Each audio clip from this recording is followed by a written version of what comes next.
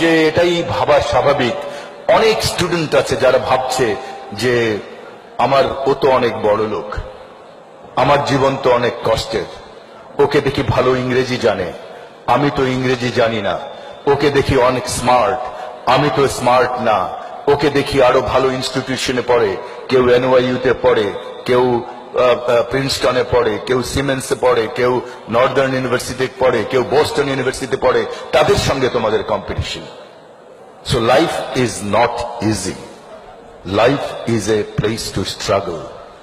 এই জীবন যুদ্ধে কি করে বাঁচবে, এই জীবন যুদ্ধে কি করে আগাবে, আমি একটি কথাই বলছি, সবুজ সাহেব বা এই টিচার যারা আছেন তারা যদি আজকে এখানে এত বড় স্বপ্নদ্রষ্টা হতে পারেন, আনিসুল হকের মতো একটি মধ্যবিত্ত ঘর থেকে উঠে আসা, যে এক সময় মাইলের পর মাইল হেঁটে স্কুলে গেছে, মফস্বলের স্কুলে পড়াশোনা করেছে, মফস্বলের ইউনিভার্সিটিতে পড়াশোনা করেছে, তোমাদের মতো ইউনিভার্সিটিতে পড়ার সুযোগ হয়নি, তোমাদের মতো এত ক্যাম্পাসে পড়ার সুযোগ হয়নি, সেই যদি ছোট্ট একটি মেয়র হতে পারে, তোমরা প্রতিটি স্টুডেন্ট পৃথিবীর সর্বশ্রেষ্ঠ স্টুডেন্ট, সর্বশ্রেষ্ঠ নাগরিক হতে পারো। Have that confidence in your mind please. আমি কিন্তু কোনো মিথ্যে কথা বলছি না, আমার সময় কম, না হলে জীবনের এত পরত পরত সংগ্রাম করে আমরা এসছি, জীবনকে আমরা তখন দেখতে পেতাম না, তখন ইন্টারনেট ছিল না, আমাদের কাছে সারা পৃথিবী উন্মুক্ত ছিল না, আমরা জীবনকে দেখতে পেতাম না। তোমরা এখন জীবনকে কিন্তু দেখতে পাও। Build up your own confidence.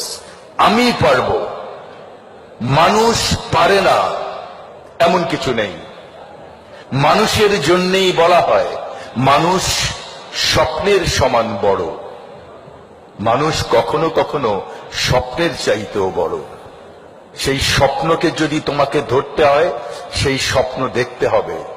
আমাকে যদি আজকে জিজ্ঞেস করা হয় তোমার জীবনের সবচেয়ে বড় শক্তি কি ছিল, আমি জানি না অন্য কে কি বলবে, আমি নিশ্চিত করে তোমাদের বলতে পারি, আমি যে কোনো জায়গায় বলবো, যে কোনো পরিস্থিতিতে বলবো, আমার জীবনের সবচেয়ে বড় শক্তি ছিল আমার মায়ের দোয়া।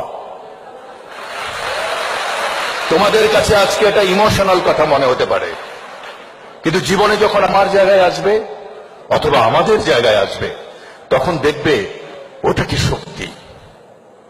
গল্প, আমার মার কোনো কিছু হলে আমি বলতাম, পায়ের নিচে শুয়ে বলতাম আমার গায়ের উপর একটা পা রাখো তো, আর আমাকে একটা ফু দাও। তো আমার জীবন এখনো ফুয়ের মধ্যেই চলছে। আমি যখন ম্যাট্রিক পরীক্ষা দেই আগের রাতে, আমার অনেক জ্বর, অনেক অনেক জ্বর, 104 ডিগ্রি হবে। আমি সকালবেলা উঠে বললাম, মা আমি তো আর পরীক্ষা দিতে পারবো না। আমার মা আর 10টা মায়ের মতো খুব শিক্ষিত নন। তা আমার মা বললেন, এটাকে হয় নাকি রে বাবা, তুমি যদি এবার পরীক্ষা না দাও তুমি তো 1 বছর ফেল করে যাবে। আমি বললাম, আমার তো কোনো উপায় নেই, আমি তো চোখে কিছু দেখছি না। উনি অনেক দোয়া টোয়া পরে আমাকে একটা ফু দিলেন, দিয়ে হাত ধরে বললেন চলো যাই। পরীক্ষা 3 ঘন্টার জায়গায় প্রায় 2 ঘন্টা পরীক্ষা দিয়ে বেরিয়ে গেলাম। বাইরে বিপর্যস্ত মা বসে আছেন, আমার ছেলে কি করছে ভিতরে। বাইরে বেরোলাম, বললো কি পরীক্ষা শেষ হয়েছে, সব প্রশ্নের উত্তর দিয়েছো? আমি বললাম না, মাত্র 34 প্রশ্নের উত্তর দিয়েছি, 34 নাম্বার। তো বলে পাস কততে? আমি বললাম পাস তো 33-এ। আমি বললাম, মা তোমার ফুয়ে আর কোনো কাজ হবে না। বলে আচ্ছা কাজ না হোক, আসলে একটা ফু দেই। এবার ফুটে একটা নামাজ পড়ে দেই। ওখানে 2 রাকাত নামাজ পড়লেন, একটা ফু দিলেন সারা গায়ে। বিলিভ মি, এটা হয়তো এটা এক ধরনের কাকতালীয় ব্যাপার হতেই পারে, কিন্তু আমি আজও বিশ্বাস করি 34-এ পেয়েছিলাম। সো আনিসুল হকের জীবনে ওই মার দোয়া দিয়ে আমার সারা এখনো কোনো কিছু হলে মায়ের কবরের কাছে যাই, যে দাঁড়াই। এই কি বলে, এই মেয়রের পদে আমি দাঁড়াবো না ঠিক করছিলাম, যে না আমার দ্বারা তো খুব কঠিন একটি কাজ, আর আমি মানসিকভাবে তৈরি নই। তো আমার বাবার বয়স 95। বাবাকে যে বললাম, বাবা কি করব, মাননীয় প্রধানমন্ত্রী চান যে আমি মেয়র হই, একটি বড় উপহার একজন প্রধানমন্ত্রীর কাছ থেকে, কি করি আমি? বলে তোমার মায়ের কাছে যাও। তো আমি বলি, মা তো কবরে। বলে ওইখান থেকে ফু দিবে, ঘুরে আসো। তো বুঝলাম বুড়া বোধহয় আগের দিন রাত্রে বুড়িকে স্বপ্ন দেখছে। সুতরাং আমি তোমাদের বলি, এই বয়সে এসে, আমার বয়সে কিন্তু আমি বুঝতাম না যে মার বা বাবার দোয়া কত পরিশ্রম। ওদের একটা স্বপ্ন আছে তোমাকে নিয়ে, সেজন্যই এত কষ্ট করে তোমাকে পড়ায়। ওদের একটা স্বপ্ন আছে, বাচ্চা এটা হবে ওটা হবে। তোমার স্বপ্নের সঙ্গে সেটি নাও মিলতে পারে। স্বপ্ন নেই জীবনে এমন কোনো মানুষ নেই, স্বপ্ন মানুষকে বাঁচিয়ে রাখে। আমার বাবা, যার বয়স 95 বছর, গত 1 মাস থেকে যিনি খাট থেকে উঠতে পারেন না, তাকেও আমি স্বপ্ন দেখতে দেখি। 1 বছর আগে বা 8 মাস আগে স্বপ্ন ছিল যে ছেলে তো অনেক জায়গায় অনেক মাতবরি টাতবরি করেছে, ছেলেটা যদি মেয়র হয়। তার স্বপ্ন ছিল তার একটি ছেলে, সে সেমি আর্মিতে কাজ করতো, আনসারে, সবসময় স্যালুট দিত। তো আমার ছোট ভাইকে বলল, আমি চাই আমার স্বপ্ন আমার কোনো ছেলে স্যালুট নিক। আমার ছোট ভাই খুব স্কলার ছেলে ছিল, সে তার স্বপ্ন ছেড়ে দিয়ে বাবার স্বপ্নের সঙ্গে নিজের স্বপ্ন মিলিয়ে আর্মিতে গিয়েছিল। আর এই বাবার স্বপ্ন ছিল 1 বছর আগে, আমার ছেলে তো আমার স্বপ্ন নিয়ে তার স্বপ্নকে ছেড়ে দিয়েছিল। তার স্বপ্ন ছিল স্কলার হওয়ার, সে বাবার স্বপ্নকে মিলাতে যে আর্মি হয়ে গেছে।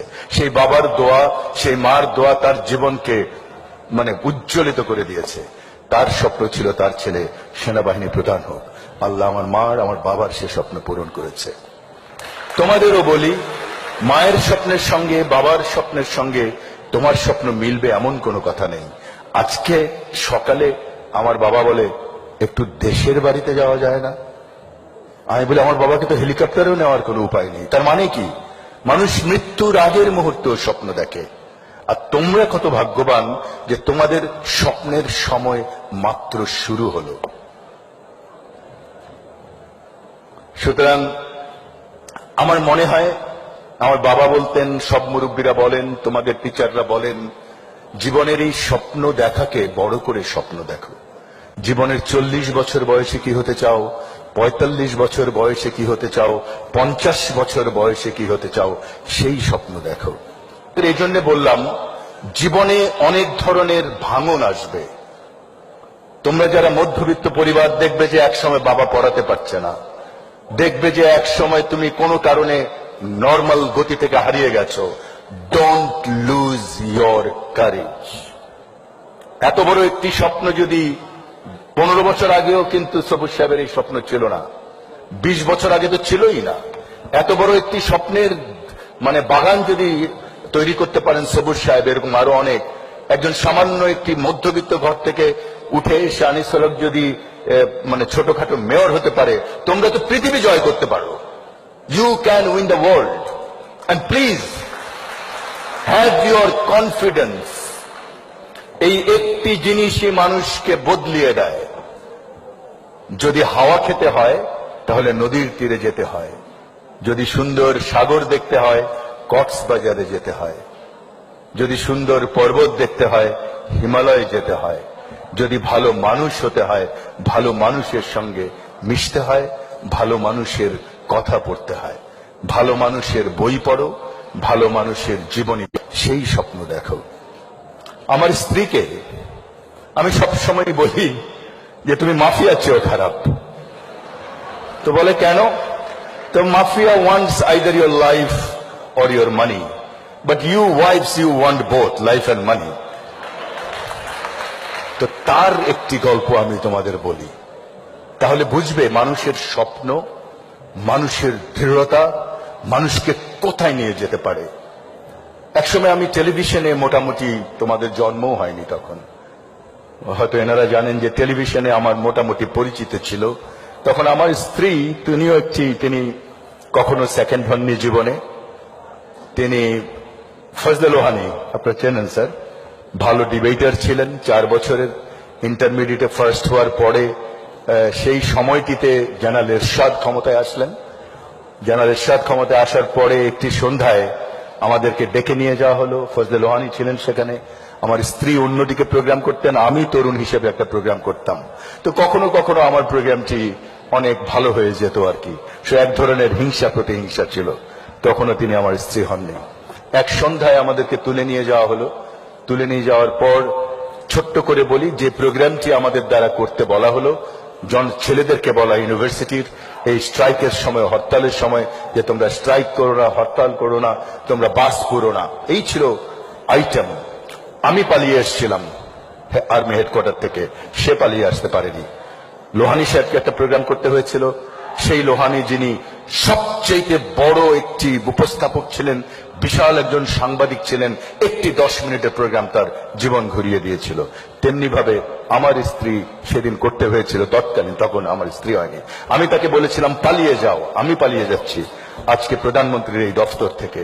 সে বলেছেন আমি করব। মিস্টার আনিসুল হক, তার ল্যাঙ্গুয়েজ আমি বলি, আপনার নিজের চরকায় তেল দেন, আমার চরকায় তেল দেওয়ার দরকার নেই। সেদিন সন্ধ্যায় না না, তালির না, একটি 10 মিনিটের প্রোগ্রাম, একটি মেয়ে জীবনে যে সেকেন্ড হয়নি তার জীবন ঘুরিয়ে দিল।